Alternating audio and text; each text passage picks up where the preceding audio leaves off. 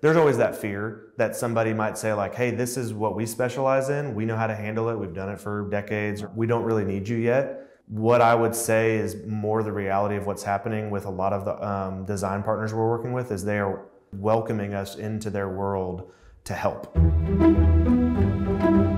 What we are always faced with is we're designing to the client's needs, but also a budget.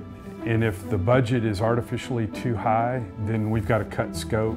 We never know exactly where we are. We hate to cut too much and then be under budget, and then the client loses a program they could have had.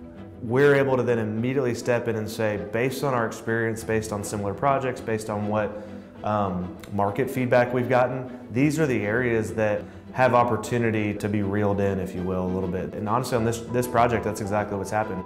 They're not trying to run the show and say, you got to do it this way. We really appreciate that. I mean, they're letting us really design a courthouse that we think everyone's going to be proud of.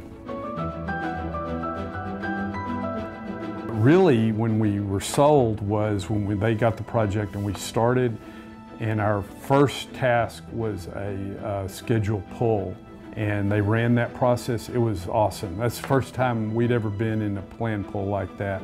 You know, how do we accomplish the pre-construction schedule as it was originally intended by the owner? We can come in, we can help structure that so that, you know, the design team, the contractor, the owner, all parties involved are successful, and that we actually meet our anticipated completion of design.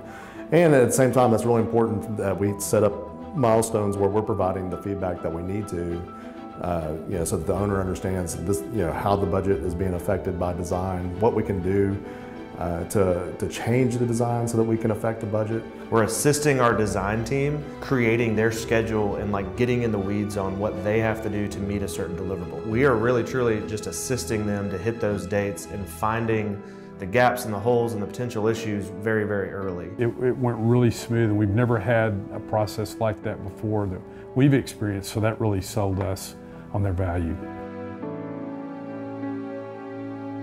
So accurate numbers that are on target is what we're looking for. And then after that, besides cost information, it's constructability and how things go together, and is this going to work better than that. It's not, hey, you're wrong for doing this. It's, hey, I'm seeing this. Here's why I think this may be an issue. Let's look at it and find a solution as a team, and at that collaborative effort, as opposed to kind of directing, well, you need to fix this. It's like you want to get as much of that done on the front end as possible. Solve as many of your problems virtually or in the design process as possible, so that when we get to construction, we can only have to encounter the things that we truly didn't know about, as opposed to things that could have been solved with more close coordination and a little bit more involvement from a constructability side. We've been getting a lot of good information from Hoar, from the construction team, that we plug into the equation of what we select.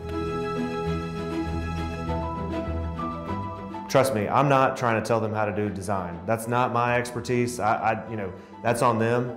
But the things that we are bringing into the design process, I think that they are seeing the value of. Yeah, no question. The earlier the construction side is brought in, the more accurate and the better the product's going to be for the design team and the owner.